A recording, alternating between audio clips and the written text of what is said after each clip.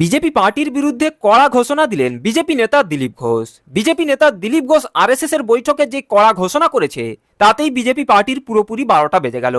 BJP নেতা দিলীপ ঘোষ কি তাহলে বিজেপি পার্টি ছেড়ে তৃণমূল পার্টিতে জয়েন করতে চলেছে? বিজেপি নেতা দিলীপ ঘোষ আরএসএস এর বৈঠকে ঠিক কি কড়া ঘোষণা করলো, তাতে বিজেপি পার্টির কত বড় সর্বনাশ হয়ে গেছে, এই ভিডিওটি ধৈর্য ধরে শেষ পর্যন্ত দেখলেই প্রমাণ পেয়ে যাবেন। এই মুহূর্তে যেটা বড় খবর সেটা হচ্ছে দিলীপ ঘোষকে ডেকে পাঠালো আরএসএস। যে বিতর্ক সৃষ্টি হয়েছিল দীঘার জগন্নাথ মন্দিরের যাওয়াকে কেন্দ্র করে, সেই বিতর্কের মাঝে সবাই প্রশ্ন করছিল যে কেন আরএসএস বিষয়টা নিয়ে গুরুত্ব দিচ্ছে না, কেন চুপ করে বসে আছে আরএসএস। আরএসএস অবশেষে ডেকে পাঠালো দিলীপ ঘোষকে।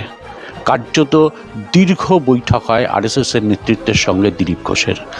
প্রায় 3 ঘন্টা মতন বৈঠক হয়। আমরা যতদূর জানতে পেরেছি এই বৈঠকে দিলীপ ঘোষ কেন গেছিলেন তার ব্যাখ্যা যেমনি দিয়েছেন, তাকে যারা কটূক্তি করেছে তাদের পাল্টা কেন তিনি এই কটূক্তি করেছেন সেটারও ব্যাখ্যা দিয়েছেন। অর্থাৎ পরিষ্কারভাবে দিলীপ ঘোষ বলেছেন যে কেন তিনি এই ব্যাখ্যা বা এই বিতর্কে বা প্রকাশ্যে এই বিতর্কে গেলেন, এবং পরিষ্কারভাবে জানিয়ে দিয়েছেন যে 2021-এর পর যারা বিজেপিতে এসছেন তাদেরকে নিয়ে যদি বিজেপি চলে তাহলে সেক্ষেত্রে রাজ্য বিজেপির ভবিষ্যৎ কিন্তু অন্ধকার।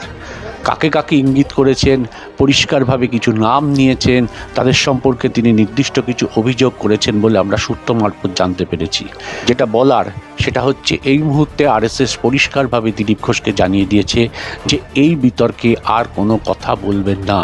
অর্থাৎ এই বিতর্ক শেষ করতে চাইছে আরএসএস, এবং দিলীপ